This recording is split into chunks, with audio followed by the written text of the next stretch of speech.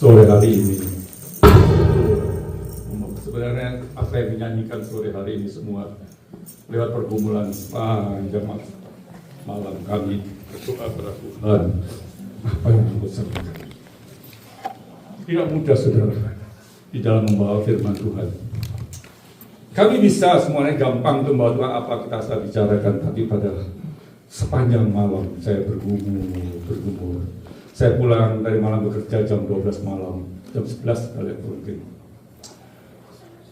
Saya duduk diam sambil merenungkan apa yang sedang kita bawakan. Tapi hari Tuhan berbicara pada saya dalam lewat pertolongan Roh Kudus dalam hati saya ditekankan. Tidak terasa, saudara, kita akan mengakhiri tahun ini.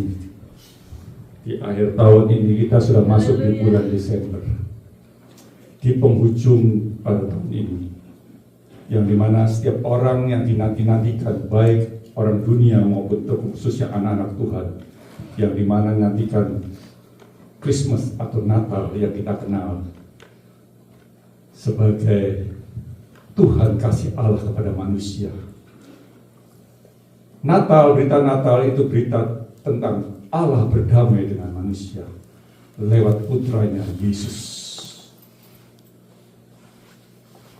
Oleh sebab itu pada sore hari ini, waktu saya merenungkan tadi malam apa yang harus saya sampaikan, semua sudah mendengar berita Natal.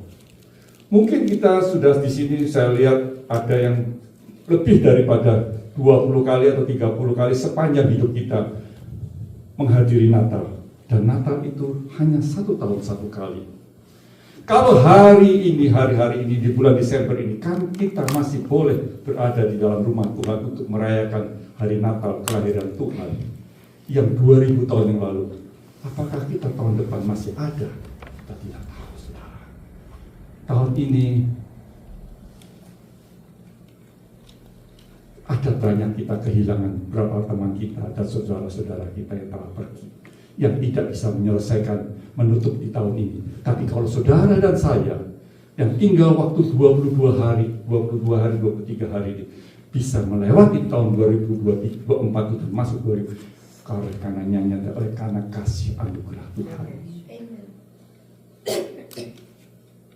Ada perasaan galau di hati saya beberapa waktu tadi malam saya bicara.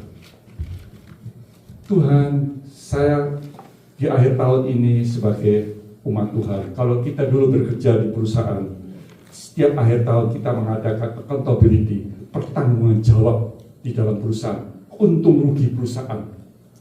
Kita sebagai anak Tuhan, kita juga harus mengadakan pertanggungan jawab apa yang kita dapatkan sepanjang tahun ini dan apa yang sebenarnya bisa sudah kita lakukan untuk Tuhan dari sisa-sisa waktu perjalanan sisa hidup ini. Makin hari kita makin dekat kepada Tuhan. Oleh sebab itu pada sore hari ini saya ingin sharing tentang arti Natal, berita Natal yang disampaikan kepada kita tentang Natal adalah berdamai. Allah turun ke dalam dunia dalam bentuk putranya yang namanya Yesus. Ada 2 di sini. 1, dia lewat Maria, dan 2 lewat gembala. Sebelum berita Natal ini sudah dituliskan di dalam kitab Yesaya, Nabi dinubuatkan 700 tahun sebelum kelahiran Tuhan Yesus. Yesaya sudah berbicara, bernubuat. Mari kita baca pertama di Yesaya pasal 7 ayat 14. Sebab itu Tuhan sendirilah yang akan memberikan kepadamu suatu pertanda. Sesungguhnya seorang perempuan muda mengandung dan akan melahirkan seorang anak laki-laki, dan ia menamakan dia Immanuel, Allah beserta kita. Dan di dalam Yesaya pasal yang ke-9 ayat yang ke-5, sebab Yesaya 9 ayat ke-5,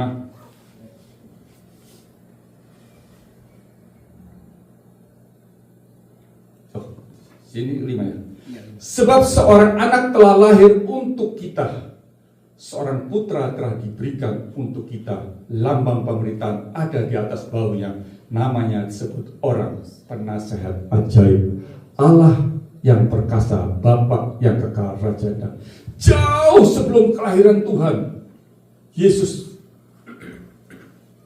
Yesaya sudah Allah berbicara lewat nubuatan Yesaya bahwa akan datang seorang juru selamat.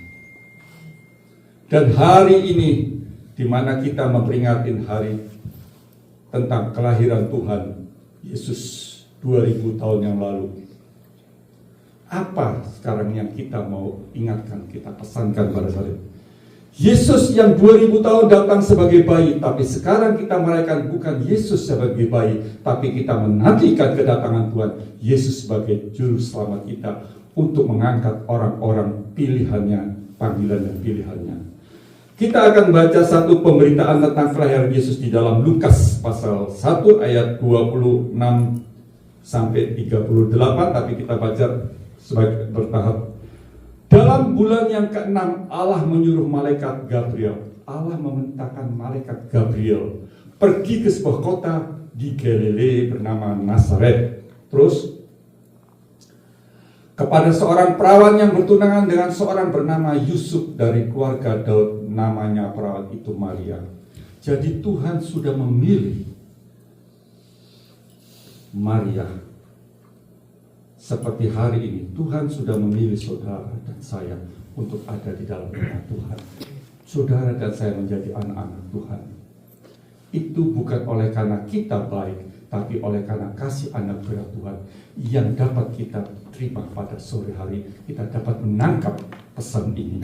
Terus ketika malaikat itu masuk ke rumah Maria, ia berkata, "Salam hai engkau yang dikaruniai, Tuhan menyertai engkau." Salam itu sampai kepada Maria. Maria terkejut dengan perkataan itu, lalu bertanya di dalam hatinya, apakah arti salam itu? Terus kata malaikat itu kepadanya, "Jangan takut, hai Maria, sebab engkau beroleh kasih karunia di hadapan Allah." Terus, "Sesungguhnya engkau akan mengandung dan akan melahirkan seorang anak laki-laki, dan hendaklah engkau menamainya Stop sampai sini dulu. Jadi Maria ditunjuk, dipilih Tuhan untuk dia melahirkan putra Allah yang bernama Yesus. Maria adalah seorang gadis yang bertunangan dengan Yusuf. Di dalam 4 Injil tentang kelahiran Yesus hanya ditulis di dalam 2 Injil. Satu Injil Matius, dia datang kepada Yusuf di dalam lewat mimpi dia, bahwa dia, calon istri dia, Maria, akan mengandung seorang bayi. Tapi di dalam kitab Lukas ini, dia berdatang malaikat Tuhan kepada pribadi. Jadi 2, 1 di dalam Injil Matius dituliskan dengan bagaimana perjalanan Yusuf, bahwa dia akan mendapatkan seorang anak lewat tunangan dia Maria, lewat mengandung dengan lewat Roh Kudus. Tapi di sini Tuhan berbicara sendiri lewat malaikat Gabriel. Terus kita bacakan lagi. Sesungguhnya engkau akan mengandung dan akan, sudah ya, namanya dia Yesus. Ia akan menjadi besar, akan disebut anak Allah. Jelas sekali dikatakan sini. Yang maha tinggi, anak Allah yang maha tinggi. Dan Tuhan Allah mengaruniakan kepadanya tahta Daud, bapa leluhur. Terus ayat 13, ia akan menjadi raja atas kaum keturunan Yakub sampai selama-lamanya, dan kerajaannya tidak akan berkesudahan. Kata Maria kepada malaikat itu, bagaimana hal itu mungkin terjadi karena aku belum bersuami? 35, jawab malaikat itu kepadanya, Roh Kudus yang akan turun atasmu dan kuasa Allah yang maha tinggi akan menaungi engkau, sebab itu anak yang akan kau lahirkan anak disebut kudus, anak Allah. 38 yang terakhir. Kata Maria, sesungguhnya aku ini ada hamba. Nah, di sini kuncinya. Kata Maria, sesungguhnya aku ini hamba Tuhan. Jadilah padaku menurut perkataanmu itu. Lalu malaikat itu meninggalkan dia. Saudaraku kekasih, hari ini saya tidak berani berkata bahwa saya hamba Tuhan. Apa itu arti seorang hamba Tuhan? Apa arti seorang hamba? Ya. Hamba itu di dalam bahasa Yunani adalah, saya buka di dalam ensiklopedia Alkitab atau Google juga, artinya doulos. Ya. Budak, doulos itu orang yang terjual habis. Kalau kita sebagai punya seorang pembantu bekerja sama kita, kalau dia nggak senang, dia katakan, terima kasih Tuan Nyonya, hari ini saya akan berhenti. Tapi hamba, dia tidak punya hak untuk mengatakan tidak. Suka dan tidak suka, dia tunduk sepenuhnya kepada pimpinan atasan dia. Di sini ialah Tuhan. Maka Maria berkata, aku ini hamba. Dia katakan, aku ini hamba, jadilah padaku menurut perkataanmu ini. Dia menyerahkan hidupnya, menyerahkan dirinya untuk mengandung sebagai putra Allah. Tugas seorang hamba Tuhan kita baca di dalam Yesaya 42, 1, 6 dan 7.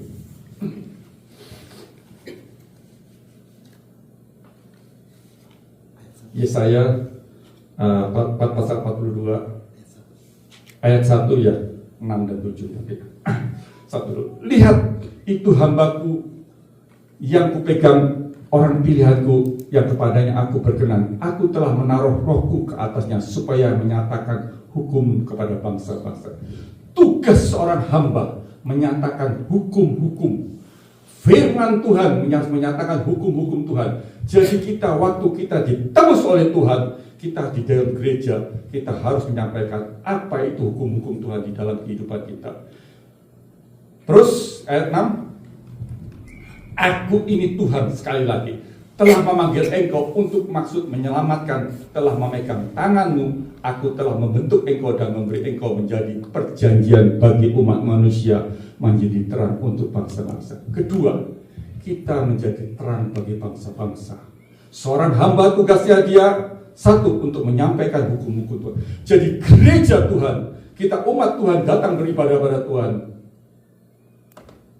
kita harus mengenal tentang hukum-hukum Tuhan. Kita ada yang kita berkata, kita sudah diselamatkan, benar, tapi keselamatan itu harus ada tanggung jawabnya. Tidak bisa sekali selamat tetap selamat. Ya, saudara ingat ya, saya bergumul dengan perkataan ini tidak sembarangan saya berbicara. Karena saya tahu saya harus mempertanggungjawabkan setiap firman yang saya sampaikan. Karena setiap kita, waktu kita ditebus Tuhan, kita baru dibenarkan. Tuhan Yesus datang ke dalam dunia, menebus dosa kita, hidup kita dibenarkan. Tidak ada kebangkitan tanpa kematian. Oleh sebab itu Tuhan berkata, setiap orang yang mengikut aku, datang padaku, pikul salib, dan ikut aku. Ini perkara nggak mudah. Ada 10 hukum Taurat, tapi ada 10 hukum dalam perjanjian. Saya ambil salah satu contohnya. Jangan membunuh. Tapi Yesus berkata lebih dalam lagi. Jangan marah. Hari ini Tuhan datang memperdamaikan diri dia. Allah datang ke dalam dunia memperdamaikan diri dia kepada manusia atas segala dosa kejahatan. Jadi orang yang mengenal kita di dalam gereja maupun di luar, Tuhan sudah menebus sekarang datang. Tapi barang siapa percaya, baru boleh keselamatan.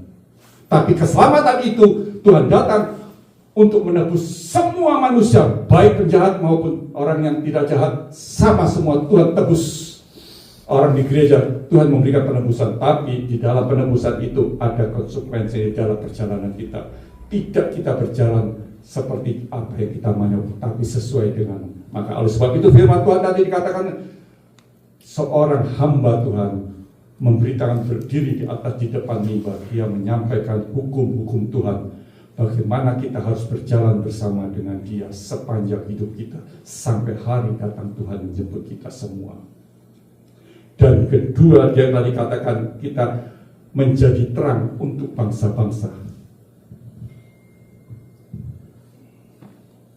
Dan yang ketiga, terus kayak yang pasal yang ke-7, ayat yang ke-7, untuk membuka mata yang buta. Ini ungkapan, saudara. untuk mengeluarkan orang hukuman dari tempat tahanan dan mengeluarkan orang-orang yang duduk dalam gelap dari rumah penjara. Jauh sebelum ini, Yesaya sudah berbicara tentang Yesus yang akan datang. Tugasnya dia membuka mata kita. Mata jasmani kita buka, saudara, sekarang ini kita melihat. Tapi apakah mata hati rohani kita bisa melihat apa yang Tuhan mau direncanakan di dalam perjalanan hidup kita? Mengeluarkan orang hukuman dari tempat tahanan. Kita ini tidak dalam hukuman, kita bebas. Tapi kita di dalam belenggu, di dalam dunia ini. Dunia tadi mengatakan walaupun dunia berubah tapi Tuhan tidak, maka Tuhan ingin mengeluarkan saudara dari tempat hukuman, dari orang dan orang-orang yang duduk dalam gelap dari rumah penjara, terpenjara.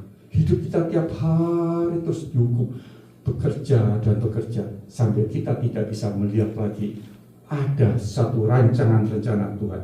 Tuhan datang ke dalam dunia, saudara, bukan sembarangan. Dia punya satu rancangan rencana. Karena manusia itu adalah ciptaan abadi yang tidak bisa binasa. Sebenarnya hakikatnya. Tapi oleh karena dosa, manusia menjadi mati. Mati yang pertama, yaitu mati secara rohani. Mati secara jasmani. Yang kedua, mati secara rohani, Yang kedua baru mati secara jasmani. Oleh sebab itu kita boleh berjalan duduk di dalam gereja. Kita boleh mengoreksi apakah rohani kita dalam keadaan hidup atau mati. Karena itu kita perlu pertolongan Roh Kudus. Setiap kita beribadah, Tuhan tolong bukakan mata hati kita supaya aku bisa melihat rancangan-rencana Tuhan di dalam perjalanan kita. Tidak lama lagi, saudara, hari-hari ini dunia tidak makin baik.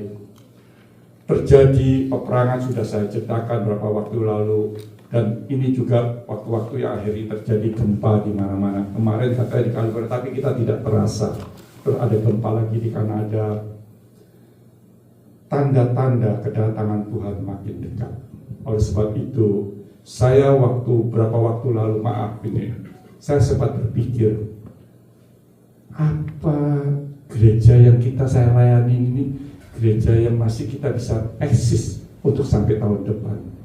Karena terus terang pada saudara kita, saya berpikir begini, bagaimana kita sepanjang tahun ini berjalan, datang ke gereja, pulang gereja, kebaktian apa segala, tapi tetap kita tidak bisa berbuat apa-apa untuk orang lain, untuk bisa memberikan pertolongan kepada orang. Maksud pertolongan itu begini, gereja Tuhan punya satu tanggung jawab. Pertama, tanggung jawab kita memberitakan kabar tentang keselamatan yang seperti saudara dan saya sudah terima. Seseorang yang dipanggil untuk menghadap Tuhan, untuk menjadi terang untuk bangsa-bangsa yang tadi dikatakan tadi, apakah kita hamba yang setia dan taat? Matius 24 ayat 45-46.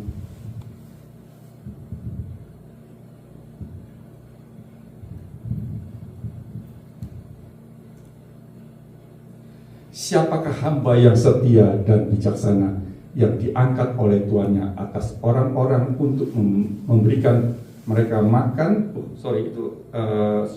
45 aja. Memberikan makan pada waktunya. Dan 46,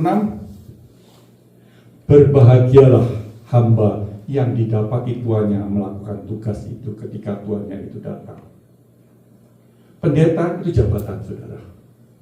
Saya bisa dapat gelar pendeta, pastor, ya Pak Rocky sering manggil pastor di mana? Saya sekolah juga kakak Penas jadi pastor. Tapi hamba Tuhan itu Tuhan sendiri menjabat. Hamba Tuhan itu Tuhan sendiri yang memberi, dan Tuhan yang mengangkat kita menjadi hamba, bukan manusia.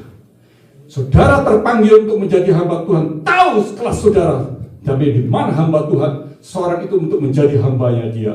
Tapi kalau pendeta, kita bisa sekolah, kita luar pendidikan S1, S2, S3, maka dapat gelar MDiv apa segala. Tapi hamba Tuhan, dia bisa dipakai Tuhan untuk memberitakan hukum-hukum Tuhan dan memberitakan terangnya firman Tuhan, sehingga menjadi keubahan orang yang hidup, orang yang buta, matanya dicerihkan melihat. Wow, dulu aku tidak melihat Yesus, tapi sekarang aku melihat. Air mata mengalir. Bukan karena menangis kita jenuh, tapi kita menangis berterima kasih Tuhan. Engkau Allah yang maha besar. Selama hidup ini aku seperti orang yang bungkuk, yang selalu hanya melihat ke bawah, tidak bisa melihat kebesaran Tuhan. Yang dicari siang malam Tuhan manusia, yang dicari manusia adalah kebutuhan-kebutuhan daging semua. Perkara-perkara jasmani yang dituntut, yang dikejar.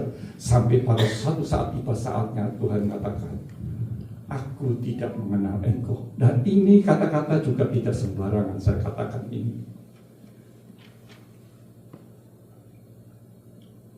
Anak bisa nggak dikatakan bukan anak? Memang tidak ada orang anak bisa dikatakan tidak anak. Analoginya memang tidak ada. Anak tetap anak. Tapi apakah kita memang anak Tuhan? Yang ada kan ex-wife, ex-husband. Tapi anak tidak ada bekas anak atau anak itu. Tapi pertanyaannya kembali, apakah kita benar anak-anak Tuhan? Saudara boleh percaya sama Tuhan, tapi belum tentu Tuhan mempercayakan diri dia kepada kita. Ya, mari kita baca di dalam Yohanes pasal 2 ayat yang kedua, Yohanes pasal 2 ayat yang ke-24-25. Ini di luar ini.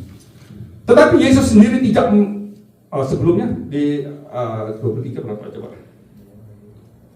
Yohanes 2 ayat 24 ya. Dan sementara ia di Yerusalem bersama ia Paskah raya, orang percaya kepada dalam namanya karena mereka telah melihat tanda-tanda yang diadakannya. 24 ya terus. Yesus sendiri tidak mempercayai diri kepada mereka karena ia mengenal mereka semua. Dan 25 B, yang 25 beda, sebab ia tahu apa yang ada dalam hati manusia. Kita boleh berkata kita percaya sama Tuhan Yesus. Kita boleh berbicara tentang Yesus apa saja, tapi apakah Yesus mempercayakan diri dia di dalam diri kita, dalam diri kita, diri dia di dalam diri kita? Itu persoalan yang berbeda. Oleh sebab itu pada sore hari ini, kalau saudara di sini diajarkan bagaimana kita mengenal Tuhan, Yesus adalah juru selamat dan penolong kita. Kita belajar berjalan di dalam jalan terangnya firman Tuhan, karena Dia mendidik. Gereja itu fungsinya kita berkumpul, bukan saja hanya kita datang hanya kumpul-kumpul terus makan-makan. Gereja itu sifat yang mendidik. Umat Tuhan dididik menjadi bukan lagi menjadi orang yang hanya minum susu. Coba bayangkan kalau Anda sebagai anak-anak bayi, Anda memang butuh susu, tapi Anda sudah 20 tahun, 30 tahun, 40 masih minum susu, Anda akan menjadi bayi yang lucu. Makin dewasa kita makan keras, maka firman Tuhan itu bersifat mendidik. Bila perlu dia kata firman Tuhan, aku menghajar. Anak yang baik Tuhan akan menghajar kalau dia bersalah. Tuhan ingatkan, ternyata tidak tetap melawan, Tuhan hajar supaya dia kembali kepada jalan yang benar. Kasih Tuhan itu begitu besar kepada kita saudaraku semua pada sore hari ini. Kalau hari ini kita mendapat anugerah Tuhan, boleh datang di dalam rumah Tuhan untuk mendengar, beribadah kepada Tuhan. Itu bukan oleh karena kebisaan saudara dan saya, tapi itu oleh karena kasih anugerah Tuhan yang masih ada. Ya, Maria adalah gambar gereja Tuhan yang mengandung firman Tuhan dan Roh Kudus. Ini saya kaitkan dengan kitab Wahyu. Maria mengandung bayi, itu bayi Yesus yang kita rayakan sebentar tanggal 22-25 Natal, berita tentang kelahiran Yesus. Maria mengandung bayi. Bayi siapa? Bayi Yesus. Maria itu gambaran juga dalam rohani, berarti berbicara tentang gereja Tuhan yang mengandung. Apa yang dikandung gereja Tuhan? 1, firman Tuhan, dan 2, Roh Kudus. Firman berjalan tanpa Roh Kudus, maka firman itu nanti kita menjadi sombong rohani. Wah, semua kita tahu firman Tuhan, tapi tidak di dalam pimpinan Roh Kudus. Roh Kudus ngeroh terus tanpa firman Tuhan, nanti kita sudah. Jadi 2 itu penting di dalam gereja Tuhan yang bertumbuh menjadi dewasa. Firman dan Roh Kudus yang berjalan bersamaan. Ya, tapi kita baca di dalam kitab Wahyu pasal 12 ayat 1 dan 2. Maka tampaklah suatu tanda besar di langit, seorang perempuan berselubungkan matahari dengan bulan di bawah kakinya dan sebuah mahkota dari 12 bintang di atas kepalanya. Ayat 2. Ia sedang mengandung, dalam keluhan dan penderitaannya hendak melahirkan. Ia berteriak kesakitan. Gereja yang betul-betul ingin melahirkan jiwa-jiwa yang melahirkan terus berjalan. Suatu pergumulan yang berat bagaikan orang yang hendak delivery, seperti seorang ibu hendak melahirkan seorang anaknya. Perjuangan luar biasa supaya anaknya itu selamat. Kalau kita baca terus, kita baca ini tidak bagaimana bayi itu waktu dilahirkan dibawa oleh malaikat Tuhan ke atas.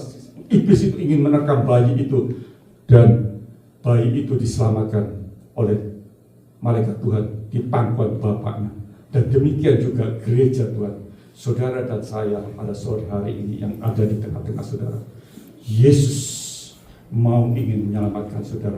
Gereja Tuhan harus ada pengajaran, ada firman pengajaran yang menjadi makanan yang kuat di dalam batin hati kita, supaya kita, kalau kita tidak pernah menghadapi firman yang keras, nanti suatu hari Anda menghadapi suatu problem, Anda akan mundur. Pasti Anda mundur, saya katakan. Karena Anda tidak terbiasa terlatih menjadi anak-anak Tuhan yang menghadapi tantangan dengan makanan yang keras. Tapi kita tiap hari susu begitu dikasih makanan keras, orang kata maaf, bocor, sakit perut, nggak tahan. Firman keras sedikit, kita ngomong apa dia itu, nggak suka saya. Tapi orang gereja yang menjadi dewasa, dia makanan keras itu makan, maka dia makin bertumbuh dari anak-anak menjadi anak remaja, pemuda, dan menjadi dewasa. Disiapkan di dalam Wahyu 9 menjadi mempelai. Tuhan punya satu program rancangan-rencana di dalam perjalanan hidup manusia. Ada gereja yang mandul. Ini persoalannya harus kita perhatikan. Gereja yang tidak bisa mengandung, tidak bisa melahirkan bayi-bayi rohani, bayi-bayi yang itu. Dalam Wahyu pasal 11 ayat kedua, apa gambaran gereja yang mandul itu? Di mana? Tetapi kecualikan pelataran bait suci yang di sebelah luar, janganlah engkau mengukurnya, karena ia telah diberikan kepada bangsa-bangsa lain, dan mereka akan menginjak-injak kota suci itu 42 lamanya. Ini gereja yang tidak bisa mengandung rohani. Ini akan diserahkan kepada antikris. Dan ini bukan saya bicara, ini Wahyu tak Yesus sendiri. Gereja yang mandul, yang tidak bisa bertumbuh dan tidak berjalan di dalam sesuai dengan rancangan Tuhan. Oleh sebab itu, orang yang hidup Kristen di dalam Tuhan yang sungguh-sungguh hari-hari akhir, satu, dia bergumul, pasti dia menyukai firman Tuhan. Dua, dia bersekutu di dalam ibadah, bicara, pelita emas. Suka akan firman Tuhan, suka akan Bible study, suka dengan mendengar firman Tuhan. Dan ketiga, gereja yang tadi seperti kita, suka menyembah, memuji, praise and worship Tuhan. Pujian kita naik, Allah Tuhanku. Dan itu pujian itu tempat yang paling dekat sekali dengan pintu tirai. Bicara pintu tirai, itu ruangan dia, di mana itu adalah ruangan the Holy Holies. Tapi saya katakan, gereja yang mandul itu adalah gereja orang-orang yang tinggal di halaman. Maka firman Tuhan, ukur bait Allah, tapi tinggalkan yang di halaman. Orang-orang Kristen halaman yang bangga tentang pertobatan, hanya baptis apa segala, satu kali kelak, jika hari kedatangan Tuhan, kalau engkau tidak mau berubah lewat firman Tuhan, maka engkau akan diserahkan di dalam 42 bulan lamanya, yaitu 3,5 tahun untuk dianiaya oleh antikris. Ya, saya tidak nakut-nakutin, saya tidak nakut-nakut, karena ini firman Tuhan yang berbicara sendiri. Dan itu juga dituliskan di dalam Yesaya, Yesaya 40 dan Sakaria pasal. Jadi 2-3 saksi. 2 saksi menjadi kuat teguh firman Tuhan itu. Ini 3 saksi. Tali sifat juga di dalam Sakaria dan di dalam Yesaya, di dalam 40 juga berbicara itu. Nah, tadi kita berbicara Maria yang dipanggil Tuhan untuk menjadi melahirkan bayi, melahirkan putra Allah yang bernama Yesus. Yang kedua ini berita tentang kelahiran Yesus ini kepada gembala. Aneh ya saudara ya. Padahal ada imam besar, ada ahli-ahli Taurat pada waktu kelahiran Yesus. Tapi Tuhan tidak datang kepada gembala dan ahli Taurat, tapi dia datang kepada gembala di padang belantara.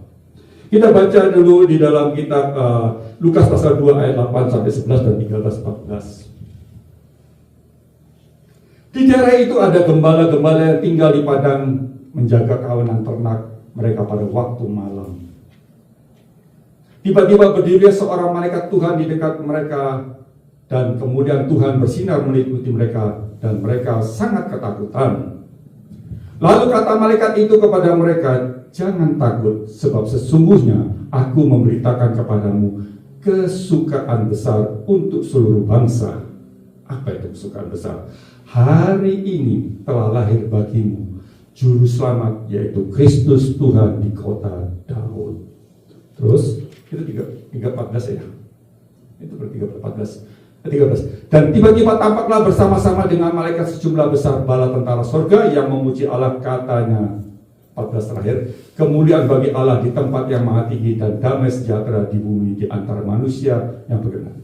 Jadi waktu saya membaca ini, seolah-olah Allah itu melecehkan lembaga tentang baik, tentang agama ini. Karena yang menciptakan imam besar, menciptakan itu adalah Tuhan sendiri pada zaman Musa. Tapi waktu kedatangan Tuhan, kenapa justru imam besar, ahli-ahli itu tidak dapat berita tentang kelahiran Tuhan? Justru dia datang kepada gembala-gembala di padang belantara. Hari ini saya tidak mau bicara yang itu, saya mau berbicara tentang gembala. Di sini kita bicara kepada setiap seorang yang dipanggil menjadi gembala. Gembala bicara menggembala kawanan domba. Di tengah malam, coba ke atas balik lagi kita di ayat ke-8-nya. Lukas 2 ayat 8-nya. Lukas 2 tadi ayat, Lukas 2 tadi yang 8 tadi. Kita balik ke Lukas 2 tadi.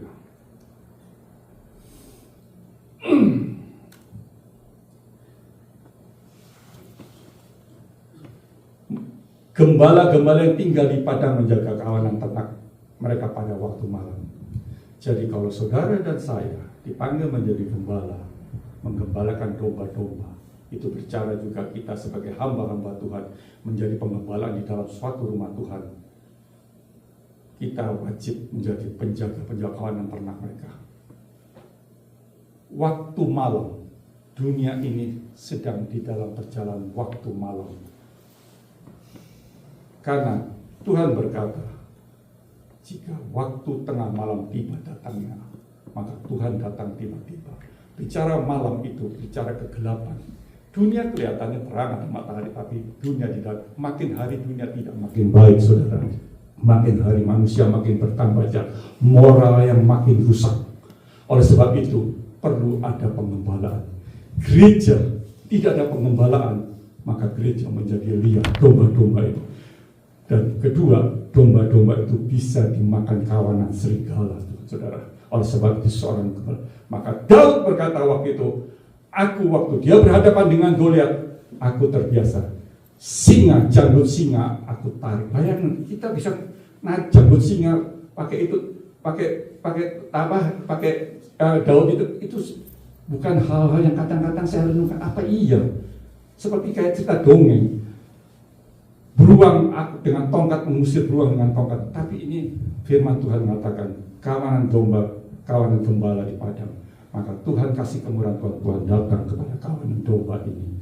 Dan waktu memberitakan kedatangan Tuhan, maka pertama yang mendapat berita tentang kedatangan Tuhan, kelahiran Tuhan di dalam dunia, yaitu gembala di padang. Ya, Malaikat Tuhan tidak datang kepada iman dan Allah atau ahli-ahli Taurat, tetapi datang kepada gembala yang kecil. Biar kita menjadi yang tetap kecil di hadapan Tuhan. Karena Tuhan menyayangi yang kecil, Tuhan akan mengangkat. Bila engkau merasa makin hari makin tambah kecil, maka engkau Tuhan akan mengangkat saudara kepada tempat kedudukan yang sesuai. Berita tentang kelahiran Tuhan atau Juru Selamat, yaitu Kristus Tuhan di kota Daud, ikut bersama malaikat itu Dan ikut yang bersama malaikat itu ada tentara bala surga juga, ya, yang pada saat itu katanya. Nah, sekarang dari kesimpulan itu, setelah lewat 2000 tahun menanti kedatangannya, kita sekarang menanti kedatangan Yesus bukan sebagai bayi, tapi kepada Yesus sebagai Raja di atas segala raja, Tuhan di atas segala Tuhan. Supaya hidup kita kudus.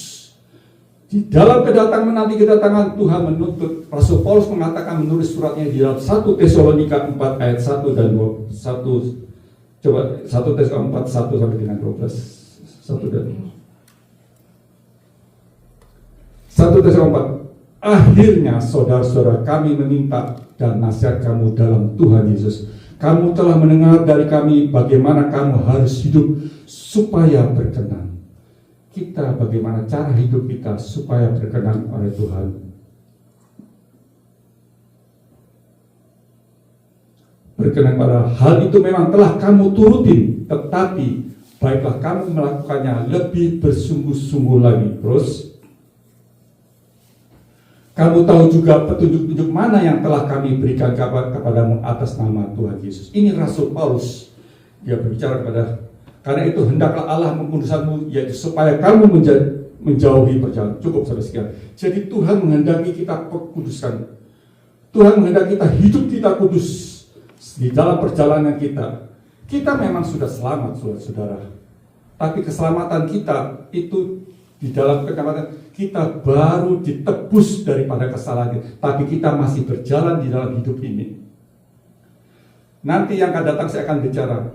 Orang yang untuk sampai kepada Tuhan, dia harus lewat kematian dan kebangkitan, baru kita masuk kemuliaan.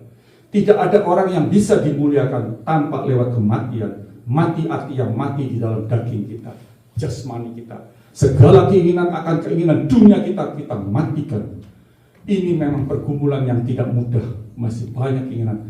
Baru benih itu bisa bertumbuh bersama dengan Tuhan, bersama Tuhan Yesus, dan baru nanti kita akan dimuliakan bersama Dia. Menjelang kedatangan Tuhan kedua yang kita rayakan hari Natal, hari-hari akhir dalam bulan ini, mari kita renungkan sebelum kita masuk di tahun 2025, menutup tahun 2024 ini. Jadi dari sini kita ambil satu konklusinya, apa yang harus umat Tuhan kerjakan atau gereja Tuhan lakukan lewat berita Natal. Satu, kita mulai mengadakan perdamaian diri kita. Kalau sepanjang tahun kita masih ada satu dengan lain, ada marah, apa segala, jangan marah, berdamaikan. Jangan kita mau berdamai dengan Tuhan, tapi kita tidak berdamai sesama saudara. Bagaimana hubungan suami istri? Bagaimana hubungan antara anak dengan orang tua? Bagaimana hubungan saudara dengan saudara? Bagaimana hubungan saudara di dalam anak-anak Tuhan? Hari ini, jika engkau mendengar suara firman, jangan keraskan hatimu. Jangan lakukan seperti apa Tuhan, berdamai.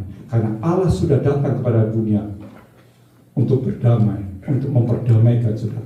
Oleh karena satu dosa, manusia berdosa seluruhnya. Tapi oleh karena Adam yang terakhir, yaitu Yesus Kristus Tuhan, memperdamaikan semua manusia, dibebaskan dari dosa dan memperoleh keselamatan untuk hidup. Barang siapa yang percaya bahwa Dia adalah Tuhan dan Juru Selamat kita, Yesus. Satu, bertobat atau berdamai kepada Allah Tuhan Yesus Kristus. Dalam Matius 14 ayat 17,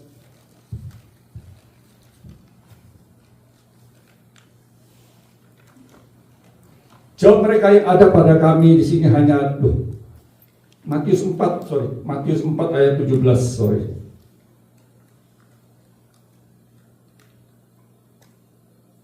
Sejak waktu itu Yesus memberitakan, bertobatlah sebab kerajaan surga sudah dekat. Jadi Tuhan berbicara juga di sini tentang bertobatlah karena kerajaan surga sudah dekat. Ya, berpaling, bertobat itu berpaling dari dosa, kembali kepada Allah, dan memohon pengampunan dan hidup dalam kasih-Nya. Itu bertobat. berhenti, berpaling daripada kesehatan, berpaling dari dosa, kembali kepada Allah, memohon pengampunan, hidup dalam kasih-Nya. Kedua, membaca dan merenungkan firman Tuhan. Kita suka mendengar, tapi bagaimana saudara bisa diisi oleh seorang hamba Tuhan yang berdiri sini, seorang pemberita hanya 45 menit, 35 menit. Kalau saudara sendiri tidak pernah membaca dengan Tuhan. Guru yang terbaik adalah saudara sendiri dengan firman Tuhan itu. Kalau saudara mengatakan cinta Tuhan, tapi Anda tidak suka membaca firman Tuhan, kita harus koreksi diri kita. Apakah benar kita cintai Tuhan? Maka hari ini saya mengajak saudara membaca dan merenungkan firman Tuhan. Lukas 11 ayat 28.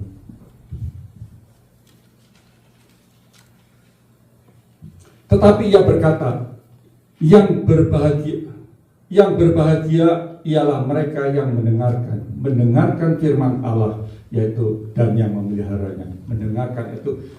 Mendengarkan lewat membaca firman Allah dan memeliharanya firman itu setiap hari. Makin hari Anda mengenal Tuhan, maka makin hari Anda berjalan di dalam Tuhan. Tiap hari disucikan, dikuduskan, maka daging saudara mulai tidak bisa bersuara lagi. Maka keinginan daging saudara makin hari makin ditekan, maka yang rohani akan makin muncul. Dan yang ketiga, itu kita semua juga tahu, tanggung jawab kita. Kalau kita mencintai Tuhan, maka yang ketiga itu berita tentang memberitakan Injil. Yang semua tahu di dalam kitab Matius 28 ayat 19-20. Yes. Itu. Karena itu pergilah, jadikan semua bangsa muridku dan baptislah mereka dalam nama Bapa dan Anak dan Roh Kudus. Sore hari ini kita mendengar firman Tuhan. Kita renungkan Natal, apa yang kita dapat tahun ini, kita berita Natal. Apa yang kita dapatkan sepanjang tahun perjalanan dari Januari. Mungkin ada yang sakit, Tuhan sembuhkan, ada kesusahan, Tuhan hiburkan. Lewat berbagai macam percobaan atau ujian yang Anda lewatin, maka firman Tuhan, saya teringat tadi pagi waktu tidur, ada kata-kata Ebenezer. Sampai di sini kita baca, saya tadi pagi tahu waktu bangun istirahat sebentar, maka saya tulis cepat-cepat di dalam 1 Samuel 7 ayat 12. Itu berbicara waktu Samuel itu adalah Nabi Samuel itu adalah hakim daripada bangsa Israel. Iya, dia boleh dikatakan itu hakim terakhir, tapi dia ada 2 anaknya juga menjadi hakim setelah Samuel. Ebenezer, 1 Samuel 7 ayat 12. Kemudian Samuel mengambil sebuah batu dan mendirikannya antara Mispa dan Yesana. Ia menamanya Ebenezer, katanya, sampai di sini Tuhan menolong. Sampai hari ini Tuhan menolong saudara dan saya. Amin, saudara. Sampai hari ini Tuhan menolong saudara. Maka sekitar apa yang kita bisa katakan Tuhan? Terima kasih Tuhan. Bentar lagi kita akan mengakhiri tahun 2024, masuk 2025. Maka kita akan berjalan lagi bersama Tuhan. Kalau Tuhan memberikan kemurahan panjang umur pada kita sampai akhir tahun dan kita bisa melewati tahun 2024, maka di tahun 2005 kita berjalan sama Tuhan, kata kita akan memperbaiki apa-apa yang kekurangan kita, apa-apa yang menjadi kelemahan kita. Oleh sebab itu, mari kita renungkan sebentar sebelum kita masuk di dalam doa. Saya minta pemain musik, kita mau menyanyikan satu nyanyian. Pada pagi saya waktu itu jam 6 pagi saya katakan sama Deborah, bisa nggak nyanyi ini? Saya bilang bisa katanya.